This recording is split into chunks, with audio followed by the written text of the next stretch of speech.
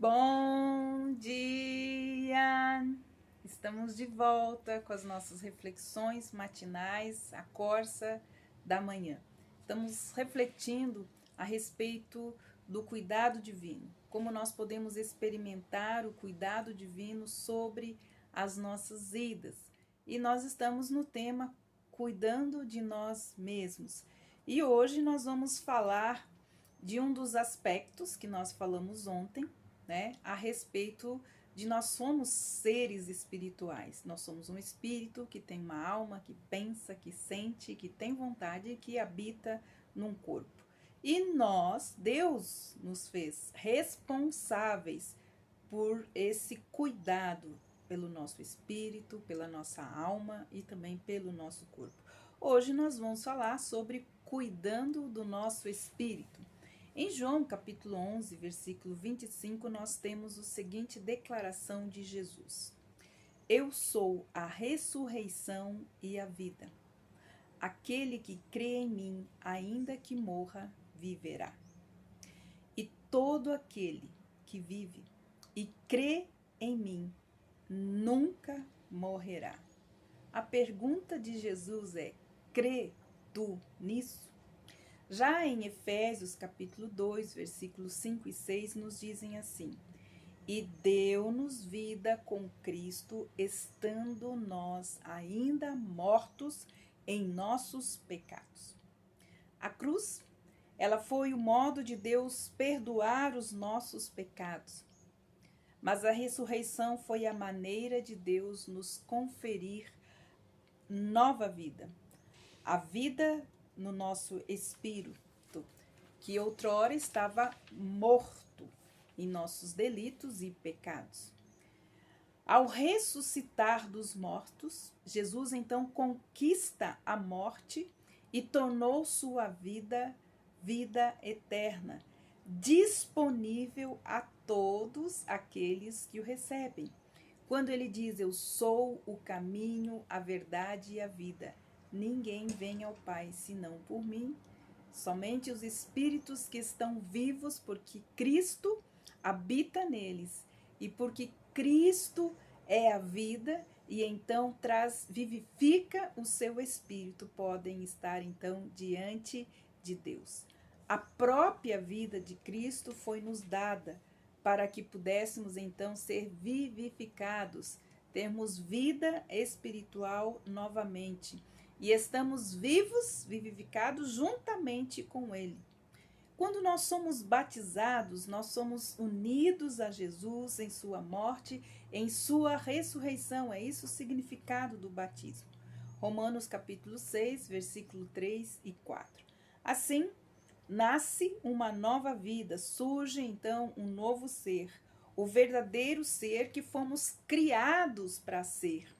Fomos criados para conter em nós esta nova vida. A Bíblia, então, refere-se como o nascer de novo. Nasceu de novo, da água e do Espírito. Essa nova vida requer alimento e cuidado. Se quisermos, então, crescer rumo à maturidade espiritual, devemos prestar atenção a essa vida que nos foi dada. O nosso ser, o ser espiritual vivo, o ser verdadeiro que somos em Cristo requer sustento espiritual contínuo. Nosso espírito se alimenta somente daquilo que é espiritual. É por isso que Deus nos concedeu, então, certos exercícios e atividades que fazem fluir em nós a vida e o poder espiritual. O nosso espírito vivificado só se alimenta da presença do Pai, do pão espiritual da palavra, da oração, e que é o relacionamento. Orar não é uma atividade religiosa. Orar é se relacionar com Deus. Então, esse exercício espiritual da oração é o meio de recebermos, então, graça sobre graça para vivermos neste mundo. Nós recebemos a vida e o poder de Deus.